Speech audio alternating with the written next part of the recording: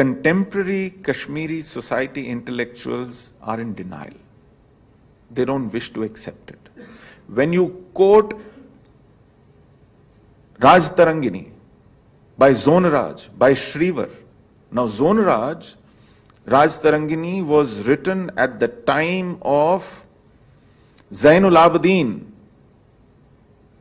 He paid for it.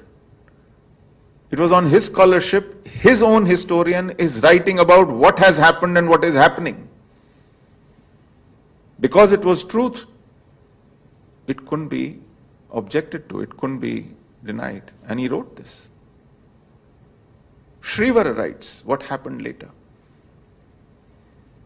and how the indigenous people who refused to convert were chased, were killed, were massacred, were hounded out time and again. So I say, okay, you dismiss this as exaggeration of Hindu historians who wrote in Sanskrit. A living Kashmiri scholar called Dr. Kashinath Pandita in his 80s, he spent more than 20 years in Tehran University teaching in the 70s and 80s. He went there as a student and then he was employed by the university there to teach. He picked Persian. He is one of the best known Persian scholars, and his time spent in Iran, he went to their archives and he stumbled upon two works in Persian, Tawfatul Ahbab and Baharistan-e-Shahi. And he translates those works because those works are about Kashmir. It is about a detailed account of missionaries in Kashmir, what they did to it when they came from Iran. Don't believe me, just read those works. It is gut-wrenching. It tells about one particular missionary called Shamsuddin Araki. Not Iraqi, Araki, A-R-A-Q-I. He was a Shia missionary. He goes from village to village converting people, and they convert because he comes with a lashkar, and then he moves on. And then later, a few months later, when he comes there again, he finds them back to their old ways. He's very distraught. He tries finding out, and they tell him, these are very clever, very wicked people. They just, as soon as you move on, they go back. He says, why? How? Say, the women in their families are at the core of their life.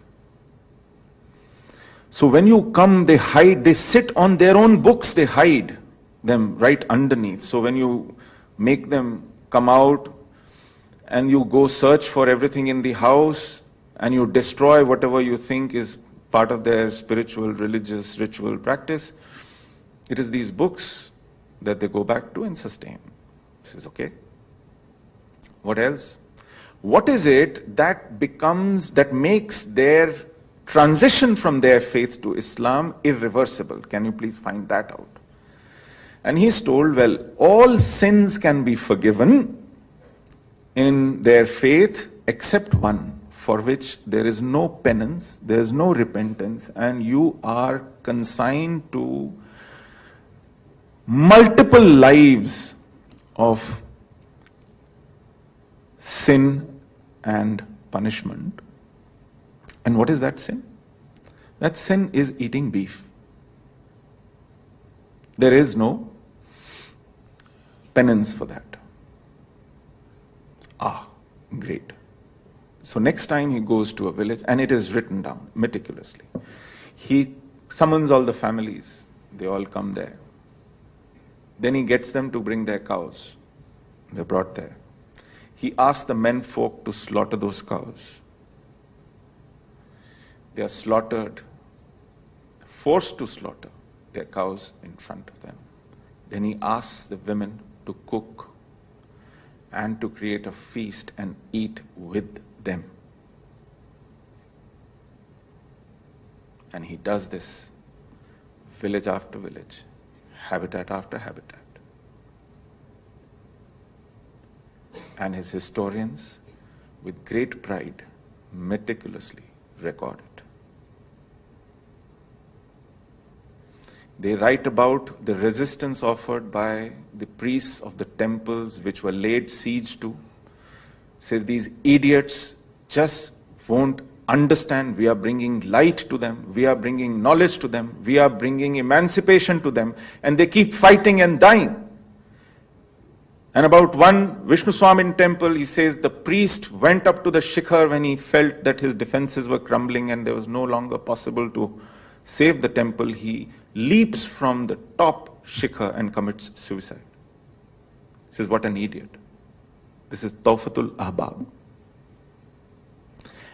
The best thing is, these incidents are verbatim reflecting in Raj Tarangini. Raj Tarangini and Tawfatul Ahbab are mirror images literally for various incidents. So what do? You dismiss Raj Tarangini as an exaggerated Hindu pathos, and you dismiss Tawfatul Ahbab as an exaggerated Islamic bravado. But you are not willing to accept the truth.